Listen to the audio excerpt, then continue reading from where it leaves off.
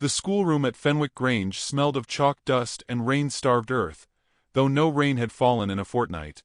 Eliza Hartley sat with her back straight, as she always did, and watched young Margaret Fenwick puzzle over a line of French verbs with the patient concentration of a girl who would rather be anywhere else. "Try again," Eliza said gently. "New salons we go. Not new salles." Margaret sighed the sigh of a 9-year-old burdened by the whole weight of civilization, and tried again. Eliza did not scold her. She had learned in her 20 years that scolding rarely taught anything except fear, and she had no wish to raise another frightened child in a house that already held too much of that particular silence. She was, by any account that mattered to society, a woman of no consequence. An orphan since the age of 11, raised without warmth by a guardian who measured his affection in ledgers rather than letters, she had come to Fenwick Grange 3 years ago to teach other people's daughters what she herself had been taught by no one in particular: patience, restraint, the quiet arithmetic of surviving a room that did not want you in it.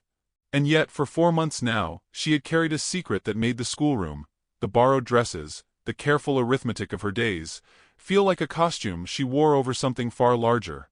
She was married.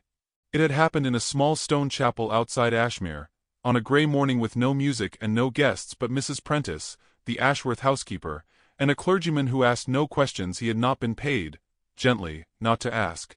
Sebastian Grey, Duke of Ashworth, had taken her hand before the altar with the same steady solemnity he brought to everything, and said words that still did not feel entirely real to her months later, when she lay awake in her narrow bed at the Grange and turned the plain gold band on her finger beneath the coverlet, where no one could see it. "I cannot yet tell you everything," he had told her, the evening before in the walled garden behind the chapel, where the last of the roses were going brown at the edges. "I have found something among my father's papers, something that concerns you more than you know. But if I speak before I have proof in hand, you could lose more than you have ever had to lose. I am asking you to trust a man you have known only a handful of months, with the whole of your future."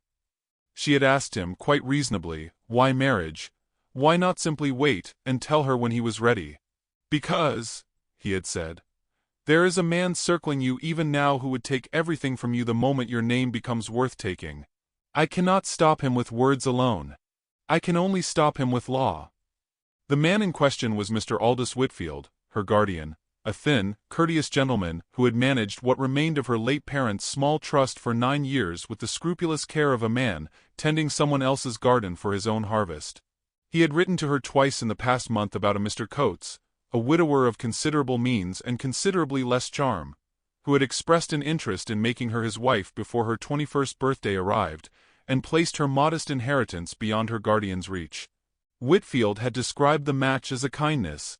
Eliza had read the letters twice and understood them perfectly. She told no one at the Grange of her marriage.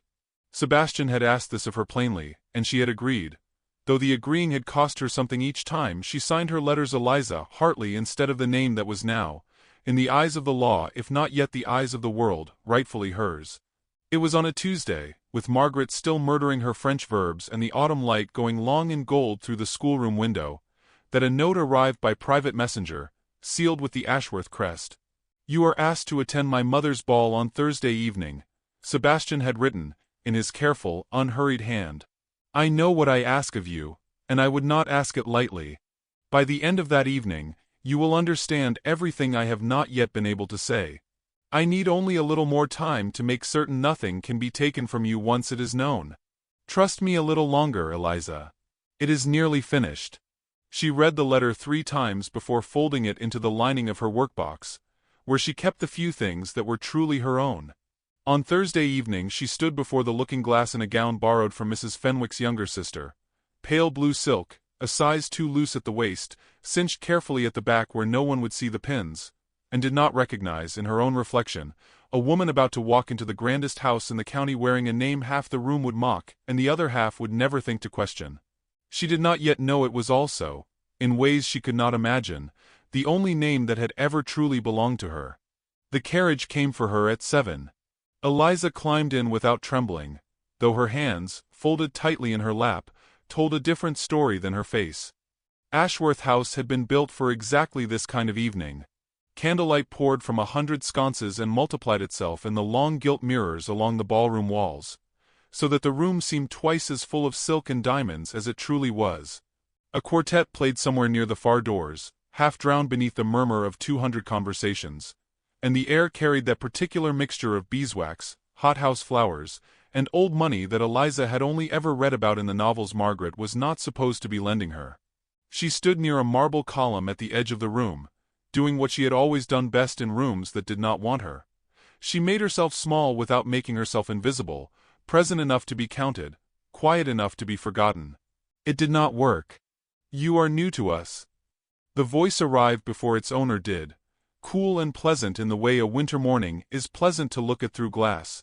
The Dowager Duchess Constance Grey approached with the unhurried authority of a woman who had never once in her life needed to raise her voice to be obeyed. She was handsome still, silver-haired, dressed in dove gray, and she looked at Eliza the way one might look at an unfamiliar piece of furniture that had somehow found its way into a drawing-room it did not belong in. "Yes, your grace," Eliza said, and curtsied properly, because it was the one thing she had always been able to do without fault. "And whom do we have the pleasure of receiving?" The Duchess's eyes moved once, briefly, over the pale blue silk, the slightly unfashionable cut of the sleeves, the absence of jewels at Eliza's throat. It was not a cruel glance. It was worse, it was an assessing one, the glance of a woman totting up a column of figures and arriving, silently, at a sum she did not care for. "Eliza Hartley, your grace." "Hartley?" The Duchess repeated the name as though testing whether it might improve with a second hearing. It did not. "I do not believe I know the family." "No, your grace. I have no family to speak of." Eliza said it plainly, without apology, because it was simply the truth, and she had long ago stopped flinching at the saying of it. A small silence followed, the kind that draws listeners the way a dropped glass draws eyes. Two matrons nearby had gone quiet, their fans stilled mid-motion. "No family," the Duchess repeated, and there was the faintest curve to her mouth now, not quite a smile. "And your fortune, Miss Hartley? Your connections?" "Forgive my bluntness, but one likes to know how a new face has found its way into one's ballroom." "I am a governess, your grace." "At Fenwick Grange." The word governess landed in the air like a dropped teacup. Somewhere behind Eliza, a young man laughed softly into his glove and disguised it, poorly, as a cough. "A governess," the Duchess said. "At my son's ball." She turned very slightly, so that her words carried a few feet further than strictly necessary. Not shouted, never shouted, only pitched with the precise, terrible clarity of a woman who knew exactly how far her voice needed to travel to do its work. How resourceful the young women of no name have become, that they might dress themselves in borrowed silk and stand at the edges of houses they have no earthly claim to. One almost admires the ambition, if not the manners of it. Laughter rippled, thin and polite, quickly smothered behind fans and gloved hands, but not quickly enough. Eliza felt the heat climb her throat, and did not let it reach her face. She kept her chin level, her hands still at her sides, though she could feel each finger individually, as though her body had suddenly become a thing she had to hold together by will alone. "I did not come uninvited, your grace," she said quietly. "No," the Duchess agreed, with the particular gentleness of a blade. "I imagine you did not. Invitations, after all, may be secured by many means. Not all of them honest." There was nowhere honorable to stand inside that sentence, and Eliza did not try to find one. She simply lowered her eyes, folded her hands, and let the silence do what silence does in rooms full of people who have already decided what they think of you. It settled over her like snow, soft and complete and cold. She thought, distantly, of leaving. Of finding the door, the carriage, the long ride back to Fenwick Grange and Margaret's mangled French verbs, where at least no one expected her to be anything other than what she was. And then the air in the room changed. She felt it before she understood it. A shift in the quality of the silence, a turning of heads near the far doors, a murmur running through the crowd like wind through wheat. She looked up. Sebastian stood in the doorway, still in his traveling coat, as though he had come straight from the road without pausing to change. His eyes found her first, across the whole breadth of that glittering room, and something in his face made the Duchess herself turn to see what her son was looking at. He began to cross the floor toward them, and the music, without anyone quite deciding it should, faltered into silence. Sebastian crossed the ballroom without hurry, though every line of him carried the particular stillness of a man holding something dangerous with great care. He came to stand beside Eliza, and the crowd, sensing the shape of something it did not yet understand, drew back into a loose, murmuring circle around them. "Mother," he said, and his voice, though quiet, reached every corner of that suddenly silent room the way hers had a moment before. The same trick of pitch learned, Eliza realized, from the very woman he now addressed.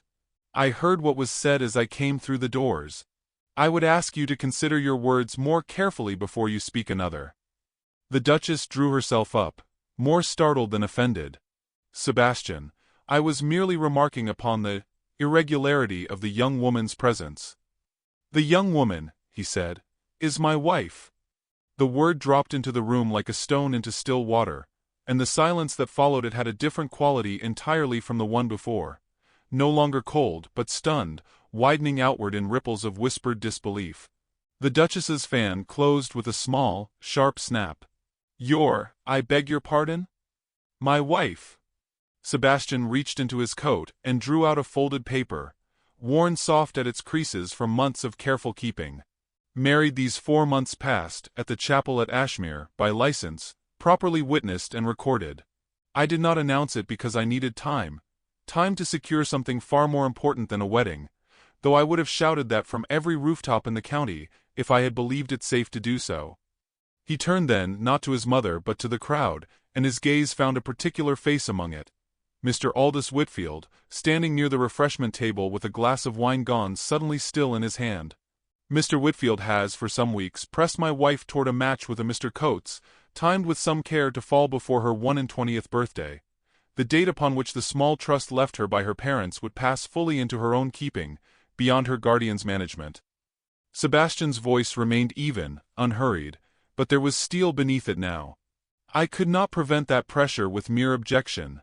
I could only prevent it with law. And so I married her first and kept the marriage quiet, until I had gathered proof enough that nothing, not a guardian's ambition, not a stranger's doubt, could ever again be used to strip her of what is rightfully hers." "Proof?" the Duchess said faintly.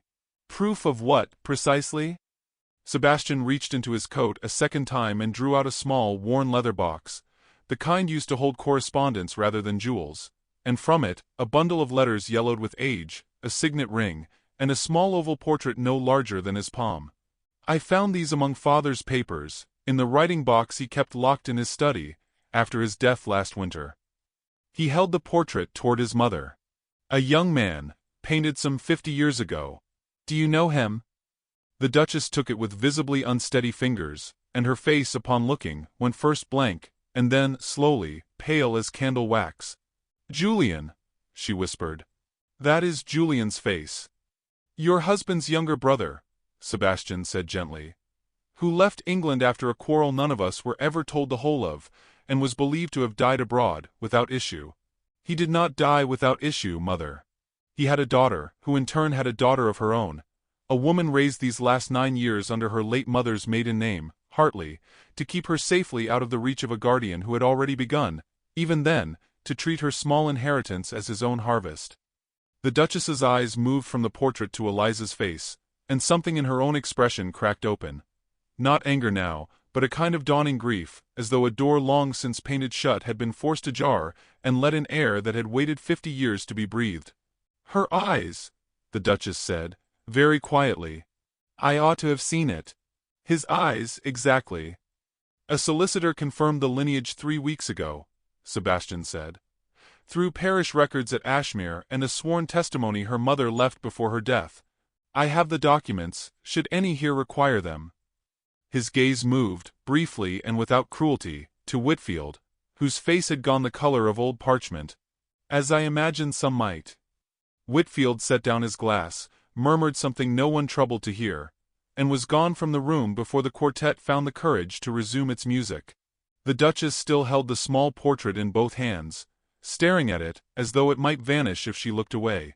When at last she raised her eyes to Eliza, there was nothing in them of the woman who had spoken of borrowed silk and ambition 20 minutes before, only an old grief, freshly opened, and beneath it, unmistakably, the beginning of shame. The Duchess did not speak again in the ballroom. She simply turned, the small portrait still cradled in both hands as though it were something living, and asked, not commanded, asked, in a voice Eliza had not yet heard from her, whether they might withdraw to a quieter room. Sebastian led them to the small parlor off the east gallery, a room Eliza had never seen, its shelves lined with books that looked as though they were read rather than merely displayed, a fire already laid and burning low against the evening chill. He closed the door softly behind them, and then, after a moment's hesitation, stepped back out into the corridor himself, leaving the two women alone. Eliza had not expected that. She stood near the window, unsure whether she was meant to sit, unsure of anything at all in a house that had, within the space of an hour, told her she both belonged to it entirely, and had never truly been known by it at all. The Duchess set the portrait down upon the mantel, very carefully, as one sets down something that has already been dropped once, and cannot survive a second fall.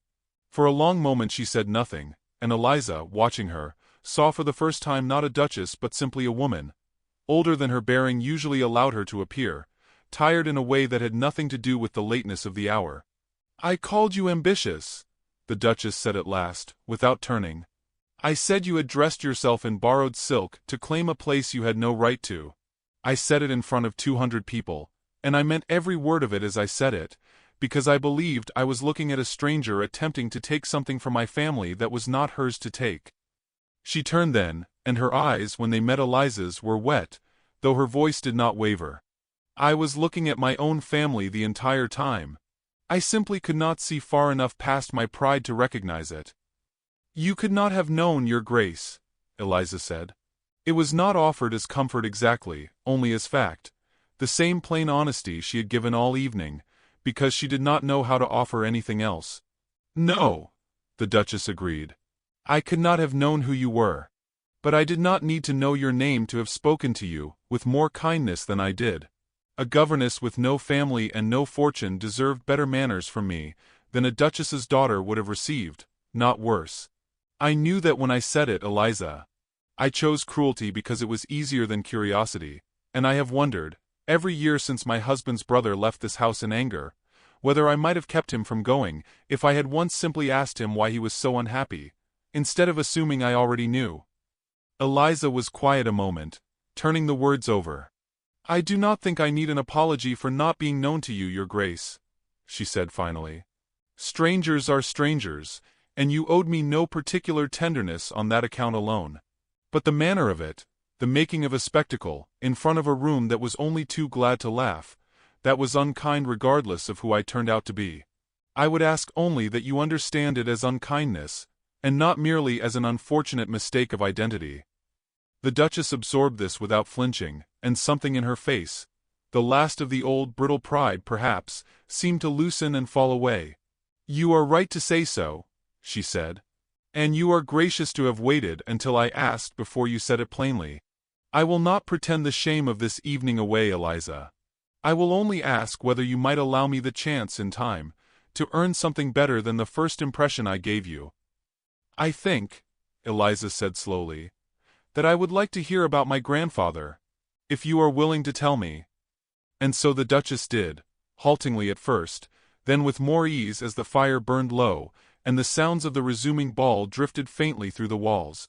She spoke of Julian Gray as a young man too restless for the quiet life expected of a second son, of a quarrel over a matter so small in memory, now, that she could no longer say with certainty what had truly caused it, of a departure that no one had believed would be permanent, and a silence afterward that had simply hardened, year by year, into something no one quite knew how to break. She spoke of her husband, Sebastian's late father, who had kept his brother's letters locked away not from indifference, she now understood, but from a grief too old and too tangled to open in front of anyone, even his own wife. "He never told me he had kept correspondence with Julian at all," the Duchess said softly. "I think he could not bear to say aloud that his brother had written to him for years, and that he had never once written back." "But he kept the letters," Eliza said. "He did not throw them away."